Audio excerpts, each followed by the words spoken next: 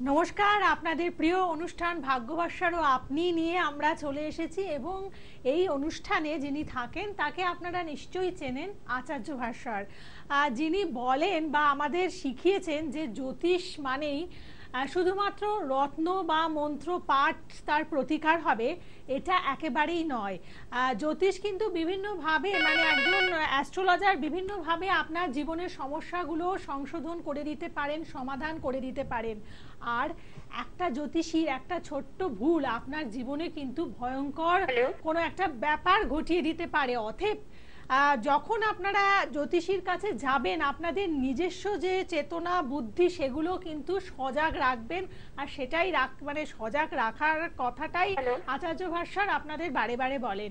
আর দেখুন, এই যে অনুষ্ঠান শুরুর সাথে সাথে ফোন চলে আসলো কেন, এই যে আপনাদের এতভাবে সচেতন করছেন, আমার মনে হয় কেউ কেউ হয়তো একটু সচেতন হয়েছেন, তাই এত সারা জাগানো এই অনুষ্ঠান। বলছো না, আমার মনে হচ্ছে আমার নিজেকে মাঝে মাঝে রাজা রামমোহন রায়ের মতো মনে হচ্ছে যে সচেতন সচেতন, মানে আমিও তো সমাজের কোনো বিশাল কোনো কাজ করে ফেলছি এরকম মনে হচ্ছে না। এরকম কোনো ব্যাপার, দায়িত্ব তো আপনি নিশ্চয়ই পালন সেটা যে কোনো মানুষের নেওয়া উচিত, সেটার মধ্যে কোনো মহত্ব নেই। ঠিক আছে, আমি যেটুকু শিখেছি বা জানি সেটুকু দিয়ে আমি কিন্তু সংশোধন করতে পারবো না। একটা জ্যোতিষী বা একটা মানুষ কিছু ঠিক করে দিতে পারে না, সে তো তাকে রাইট ওয়েটা দেখাতে পারে, মানে ঠিক পথটা দেখাতে পারে যে ভাই তুমি এই পথে যাচ্ছ, এই পথটা ভুল, তুমি এই পথে যাও, তাহলে তুমি তোমার জিনিসটা পাবে।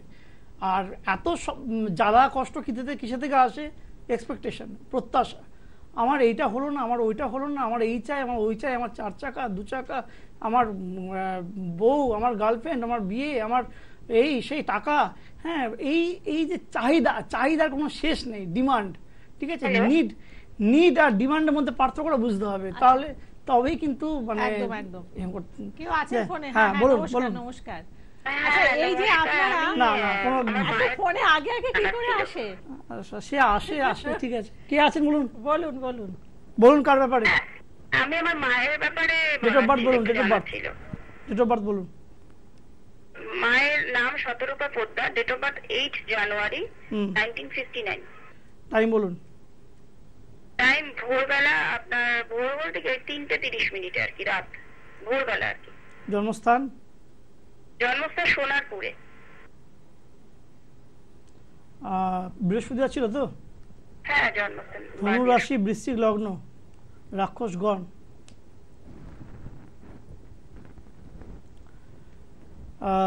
নেপচুন মঙ্গল ইয়েতে আছে, মানে সপ্তমে আছে, তাতে হেলথ ভালো যাবে না। শরীর কেমন যাচ্ছে? না, শরীর আমার খুব খারাপ যাচ্ছে, খুবই খারাপ। আমি কতগুলো সিমটম বলছি, দেখুন মেলান। পেট সবসময় ফোলা হয়ে থাকে, ফুলে থাকে। হ্যাঁ, পেটটা অস্বাভাবিকই ফোলা থাকে। হাত পা এগুলো একটু মানে সরু। শরীরের তুলনায় পেটের তুলনায় হাত পা একদমই সরু সরু, অনেক সরু সরু একদম।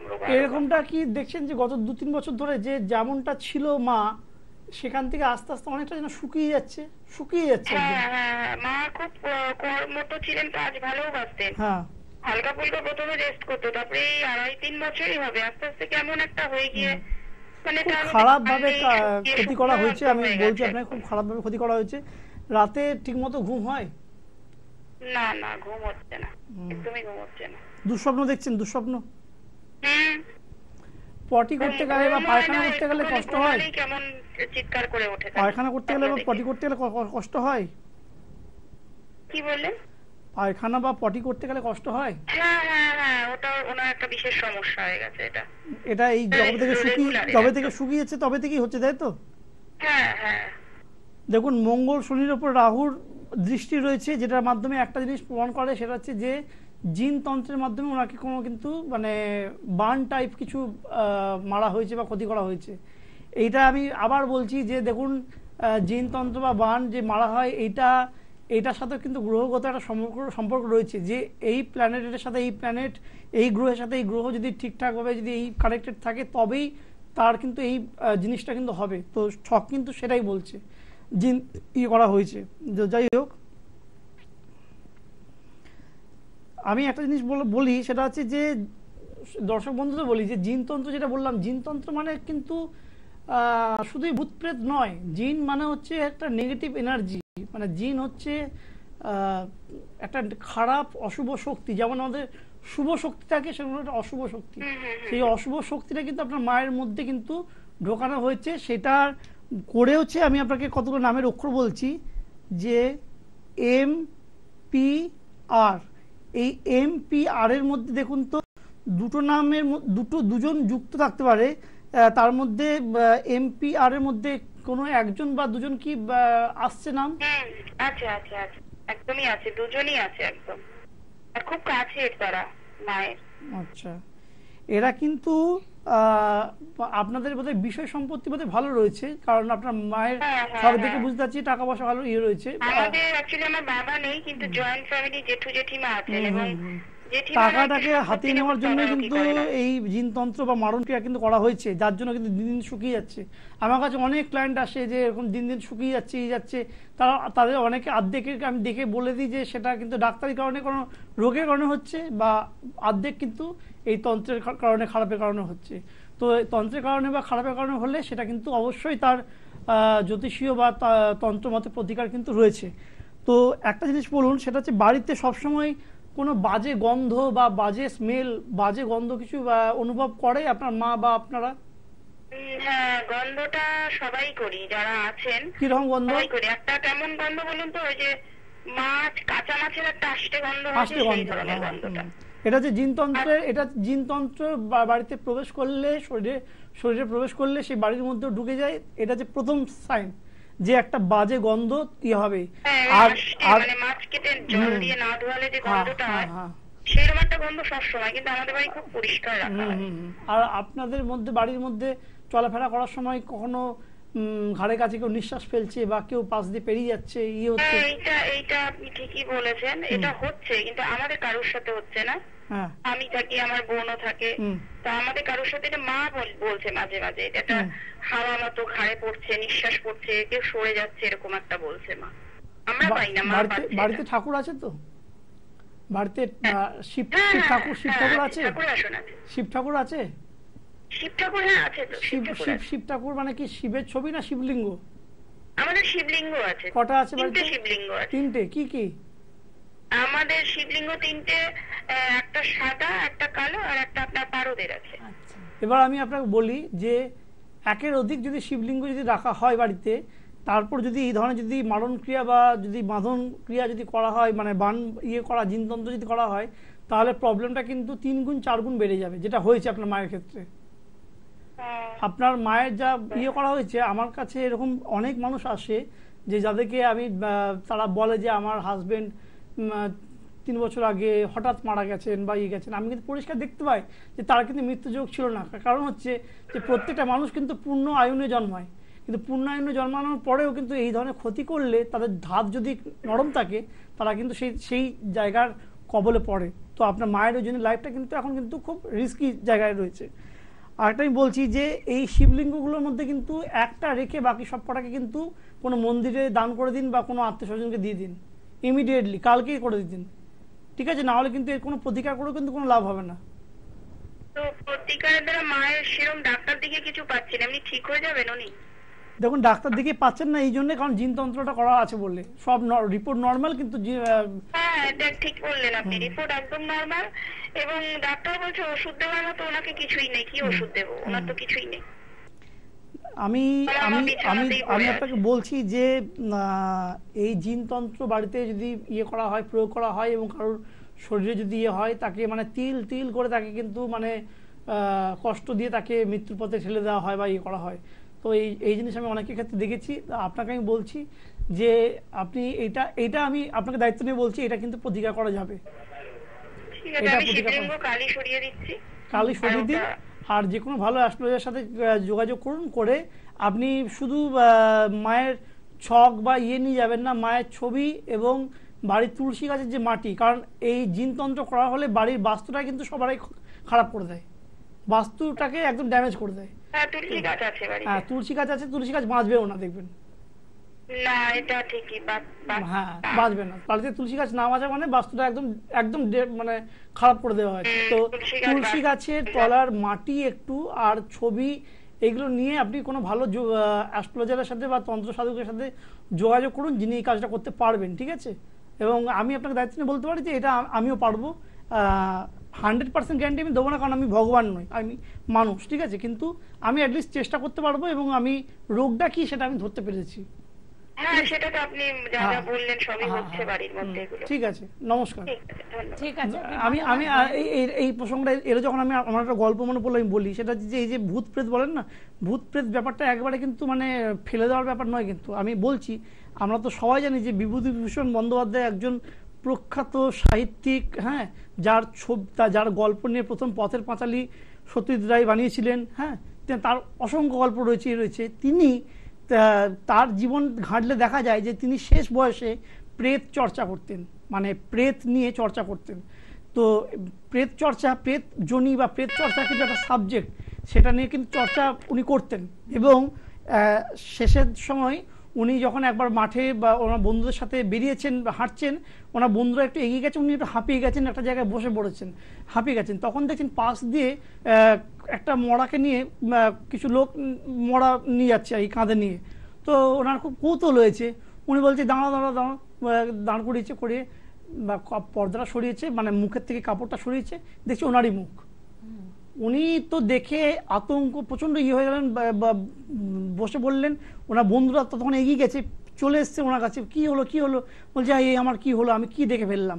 বিশ্বাস করবেন না, এই ঘটনার সম্ভবত 2-3 দিন বা 1 মাস এই সময়ের মধ্যে উনি কিন্তু মারা যান, উনি বাঁচেননি, ঠিক আছে। তো প্রেত চর্চা বা প্ল্যানচেট আমাদের স্বয়ং আমাদের কবিগুরু রবীন্দ্রনাথ ঠাকুরও করতেন, ঠিক আছে। তো এই ব্যাপারগুলোকে ফেলে দেওয়ার ব্যাপার নেই, সবকিছুতে বিজ্ঞান করলে হবে না, বিজ্ঞানের সীমাবদ্ধতা প্রচুর রয়েছে।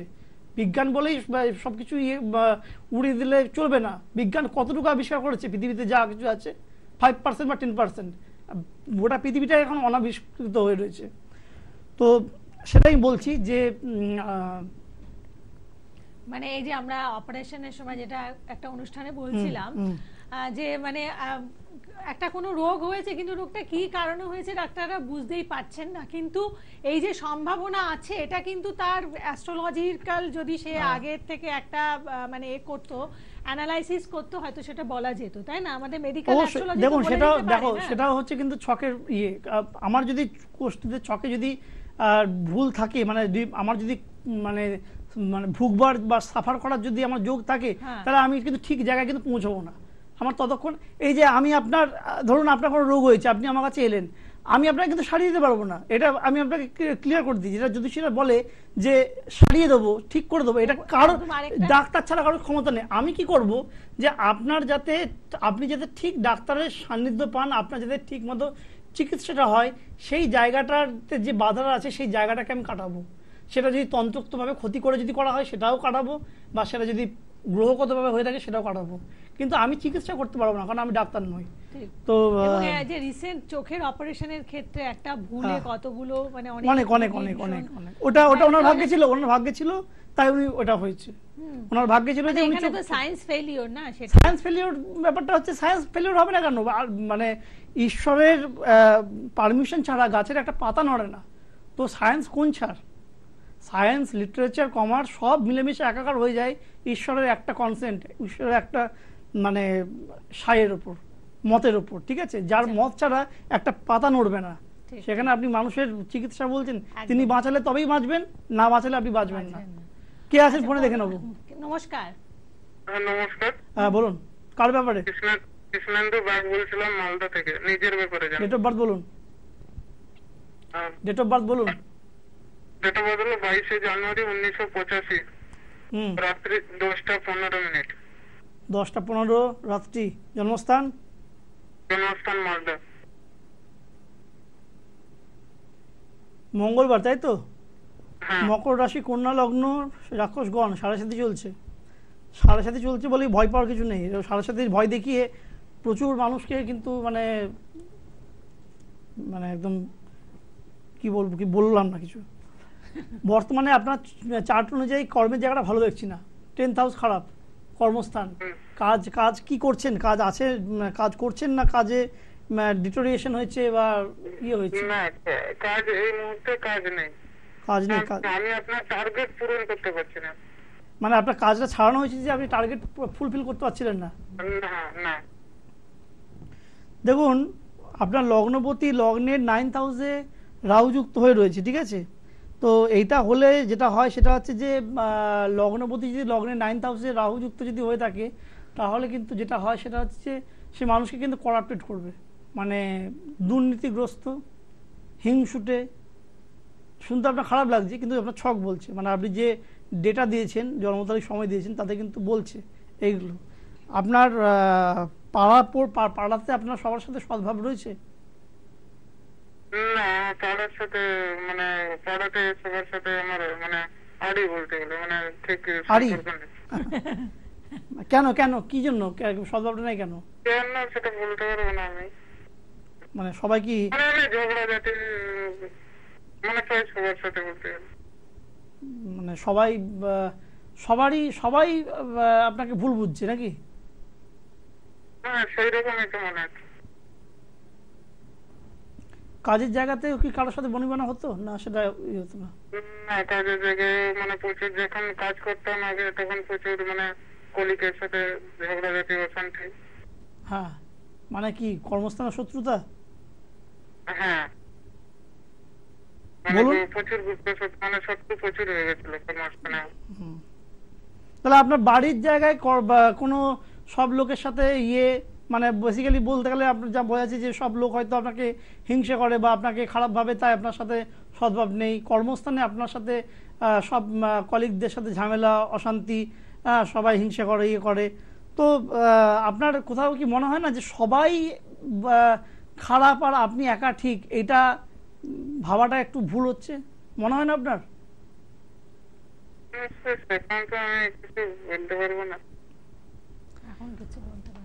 এখন কেন, কখনো কিছু বলার দরকার নেই আপনার। আপনার যেটা দরকার সেটা হচ্ছে নিজেকে বদলান, নিজেকে বদলান, ঠিক আছে? নিজেকে বদলান, নিজের দৃষ্টিভঙ্গিকে বদলান। আপনার সাথে কারোর যখন বনিবনা হচ্ছে না, তার মানে আপনার কোথাও কোনো সমস্যা রয়েছে, যেটা কোনো তাবিজ কবজ পড়ে বা কোনো চুনি, পান্না, ক্যারসাই, মানে এমিথিস্ট যা যা আছে, স্টোন, পোখরাজ কিছু পড়ে যেটা ঠিক হবে না।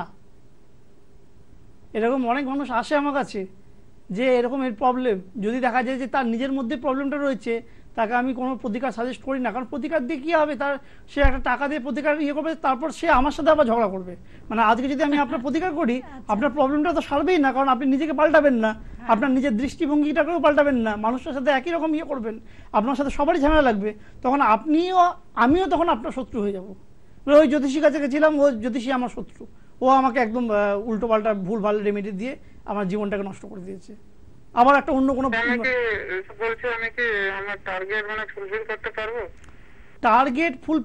টার্গেট শুনুন, জীবনে তো জীবনটাতে যদি টার্গেটই না থাকে, তাহলে সেই জীবন কি জীবন? হ্যাঁ, যদি সিকিউর লাইফ, ডেস্কে বসে কম্পিউটারে টাইপ করে যাচ্ছেন, মাস গেলে একটা মাইনে আসছে, এতে জীবনে গ্রোথ হয় না। জীবনে প্রত্যেকটা ক্ষেত্রে, সেটা মার্কেটিংয়ের জব হোক, বা আপনি মিষ্টির দোকানদার হন, বা জুতোর দোকানদার হন, বা কোনো ব্যবসায়ী হন, টার্গেট নিজেই সেট করবেন যে হ্যাঁ, আমাকে এই জায়গাটা পৌঁছতে হবে, এই টার্গেটটা আমাকে পূরণ করতে হবে। এই করে করে যদি এগোতে পারেন তবেই আপনি এগোবেন, নইলে কিন্তু এগোতে পারবেন না। কোনো সাকসেসফুল মানুষ দেখাতে পারবেন না যে নিজের টার্গেট সেট করে সেই জায়গাটাকে অ্যাচিভ করেনি। নিজের টার্গেটটাকে নিজেকেই সেট করতে হবে। টার্গেট ফুলফিল করতে পারছি না এটা বললে তো মানে ভীতু, আপনি ভীতু, আপনি কাপুরুষ, আপনি ভীতু, আপনি কাপুরুষ, এবং আপনার লড়াই করার ক্ষমতা ইচ্ছেই নেই, আপনি পারবেন না। আমার কথা শুনে যদি নিজেকে চেঞ্জ করতে পারেন, টার্গেটটাকে মনে করুন জীবনের এটা লক্ষ্য, আমি এর থেকে আরো বেশি করব। যদি এই মেন্টালিটি থাকে, জীবনে কিছু করতে পারবেন, নাহলে পারবেন না। জ্যোতিষীর বাবার ক্ষমতা নিয়ে আপনাকে ঠিক করবে। নমস্কার। একদম। এবং দেখুন, আপনার মানে ভুলের যে মূল জায়গাটা সেটা ধরিয়ে দেন আচার্য ভাস্কর, এবং এই যে চমকপ্রদ কথা, না এটা সত্যি কথা, এটা চমকপ্রদ কথা বলে শুনে তার কাছে আসলে আপনার সমস্যার সমাধান হবে না। আমার কাছে অ্যাকচুয়াল জায়গাটা মানে সমস্যাটা কোথায়, এবং এটা একদিনে কোনোদিনও সমাধান হবে না। একটা মানুষের হ্যাবিট একদিনে কখনো চেঞ্জ হয় না, সেটা চেঞ্জ করতেও তো টাইম আর লাগে। এখনকার দিনে আমি অনেক গার্জেনকে দেখেছি, আমার ছেলে দেখুন পড়াশোনাটা একদম খারাপ করছে, ইয়ে করছে, মোবাইলে আরে মোবাইলে অ্যাডিক্টেড কেন হয়েছে? আপনি ছোটবেলায় যখন খেতে যেত না বা ইয়ে করতে যেত তখন থেকে আপনি মোবাইলটা হাতে ধরে দিয়েছেন, এখন সে মোবাইলের নেশা ছাড়বে কি করে? ধরে দেখুন, কথা আছে, আমি কথা বলছি, এখন সে মোবাইলের নেশা ছাড়বে কি করে? মোবাইলের নেশাটাকে ছাড়াতে গেলে তখন আপনাকে এবার অনেক কাঠখড় পোহাতে হবে। আর 2 নম্বর হচ্ছে, আমার ছেলে ডাক্তার হবে, আমার ছেলে ইঞ্জিনিয়ার হবে, আমার ছেলে সায়েন্টিস্ট হবে। আরে ধরে দেখুন যে আছেন, শুনুন দর্শক বন্ধু, এই যে চিন্তা ভাবনাটা যে আমার ছেলে ডাক্তার হবে না ইঞ্জিনিয়ার হবে না সরকারি চাকরি পাবে না জাজ হবে না উকিল হবে না কি হবে, ইয়ে যদি মানুষের মতো মানুষই যদি না হয় তাহলে তার তো এইসব হওয়া বৃথা। আমি এরকম অনেক ক্লায়েন্ট দেখেছি যার ছেলে বাইরে থাকে, আমেরিকা থাকে বা লন্ডনে থাকে, একটা খুব বড় চাকরি করে, মাস গেলে হয়তো 5 লাখ টাকা রোজগার করে। সে কি করে, মাস গেলে একটা করে টাকা তার বাবাকে পাঠিয়ে দেয়। তার বাবা যখন তাকে দেখতে চায় একটা ভিডিও কল করে 5 মিনিট কথা বলে রেখে দেয়। যখন আসতে বলে বাবা ছুটি নেই, আসতে পারবো না। তাহলে সে যদি সেই বাবা তাকে অত কষ্ট করে বড় করার পর বাইরে চাকরি করতে গিয়ে সে যদি তার বাবার জন্য সময় বের করতে না পারলো, তার মায়ের জন্য যদি সময় বের করতে না পারলো, তাহলে তার মানুষ হয়ে তাহলে তার 5 লাখ টাকা কেন 10 লাখ টাকা রোজগার করে তার কি লাভ? তার তো জীবনটাই ব্যর্থ, সে তো মানুষ হিসেবেই ব্যর্থ। সে তো তার বাবা মায়ের প্রতি যে কর্তব্য সেটা তো করতে পারছে না, সে তো টাকা পাঠিয়ে দিচ্ছে। তো ছেলে মেয়েকে বড় করুন, তাকে কিন্তু কিছু মূল্যবোধ শেখান, মূল্যবোধ যে এইটা করা উচিত এটা করা উচিত নয়। হ্যাঁ, তোমাকে সবসময় ফার্স্ট হতে হবে, তোমাকে সবসময় এই করতে হবে, পরীক্ষায় খারাপ হলে চলবে না, এই রকম মানে এই যে প্রতিযোগিতা, এই যে সো কল্ড প্রতিযোগিতা কম্পিটিশন, এই কম্পিটিশনের মধ্যে ঠেলে দেবেন না। তাতে ডাক্তার ইঞ্জিনিয়ার হয়তো হয়ে যাবে কিন্তু আলটিমেট মানুষটা হবে না, অমানুষ হয়ে যাবে। তখন নিজেরাই কিন্তু ভাববেন, তখন অনেক আমি খবরে পড়ি যে অনেক বয়স্ক বাবা মা সুসাইড করে বা ইয়ে করে, একাকিত্ব, লোনলিনেস, আর কিছু না। কি আছে ফোনে? নমস্কার। নমস্কার। হ্যাঁ হ্যাঁ নমস্কার। বলুন। নমস্কার দাদা, আমি আমার দাদার ব্যাপারে একটু বলার ছিল। ডেট অফ বার্থ বলুন। হ্যাঁ, দাদার ডেট অফ বার্থ হচ্ছে 5 জুলাই 1997। 5 জুলাই 1997। টাইম বলুন। আর জন্ম সময় হচ্ছে সকাল 11টা বেজে 33 মিনিটে। জন্মস্থান? জন্মস্থান কলকাতা। স্যাটারডে, শনিবার। হ্যাঁ। কার ব্যাপারে জানবেন বললে? এটা কে হয় আপনার? মানে আমার নিজের দাদা, একই সাথে আমরা থাকি, আমি বোন বলছি দাদা। তো দেখুন, দাদার ছকটা কিন্তু আমার ভালো লাগছে না। মানে এই ছকে যেটা আমি বুঝতে পারছি সেটা হচ্ছে যে দাম্পত্য জীবন সুখী হবে না, এবং সুখী হবে না তার কারণ হচ্ছে আপনার দাদা নিজে কিন্তু আপনার মানে দাদার বউয়ের সাথে কিন্তু মানে খুবই টর্চার বা ইয়ে করে। হ্যাঁ, মানে ভালো না, বউকে খুব অত্যাচার করে। মানে আমার যে বৌদি আমার বেস্ট ফ্রেন্ড ছিল আর কি, আমার খুব কষ্ট হয় এর জন্য। মানে বউকে খুব মারধর করে, অত্যাচার করে, এখন যে আমার বৌদি হয়েছে। দেখতে পাচ্ছি তো। আর দাদা তো বোধহয় মানে কতগুলো সম্পর্কে যে জড়িয়ে আছে তার ঠিক নেই। এবং আপনার সত্যি কথা বলতে কি, আপনার মা ভালো নন, কিছু মনে করবেন না। আপনার মা না মানে আপনার দাদাকে ওই একদম কবজা করে রেখেছে আর কি, মানে বউয়ের কাছে কিছুতে ইয়ে করতে দেবে না। আমি ছাড়া আমার বৌদিকে কেউ সেরকম সাপোর্ট হ্যাঁ, করে না। তো আপনার বৌদির জীবনটা কিন্তু নষ্ট হয়ে যাচ্ছে এই করে। ঠিক আছে, পারলে দাদাকে নিয়ে প্রতিকার, এই তো কোনো জ্যোতিষ প্রতিকার আমি দেবো না, কাউন্সেলিং করতে হবে, তো করান এই টর্চারটা। আর আপনার বৌদির স্থান থেকে আমি বলছি, আপনার বৌদির জায়গাটাতে কিন্তু কোনো মাতৃস্থানীয় মহিলার দ্বারা কিন্তু ক্ষতি করা আছে। আচ্ছা আচ্ছা। মাতৃস্থানীয়, সেটা তার শাশুড়ি হতে পারে বা তার অন্য কেউ হতে পারে, যে আপনার মা হতে পারে বা যে কেউ হতে পারে, এই ক্ষতি করা আছে। তাই জন্য কিন্তু হ্যাঁ, না আমি বৌদির মায়ের কথা বলছি না, সেটা আমি আপনার মায়ের কথা বলছি, কিছু মনে করবেন না। বৃহস্পতি নিচস্থ আছে, ঠিক আছে, ক্ষতি করা হয়ে থাকতে পারে। তো সেটা বৌদির ছকটা নিয়ে আমার সাথে যোগাযোগ করবেন। ঠিক আছে ঠিক আছে, আমি খুব তাড়াতাড়ি করবো। বৌদি মানে আমার ঠিক আছে, সময় নেই, রাখুন। একদম আপনি যোগাযোগ করুন। এবং দেখুন, আর আজকের অনুষ্ঠানের সময় নেই, তো এই একটা কথা ছোট বলে নেই যে শুধু প্রবলেম থাকলে, প্রকৃত প্রবলেম থাকলে ফোন করে বলবেন প্রবলেমটা, আমি বলবো আসতে, তবেই আসবেন, নইলে আসবেন না। আচ্ছা, বেশ, একদম এটা মনে রেখে অবশ্যই সকলে ভালো থাকবেন। নমস্কার। নমস্কার।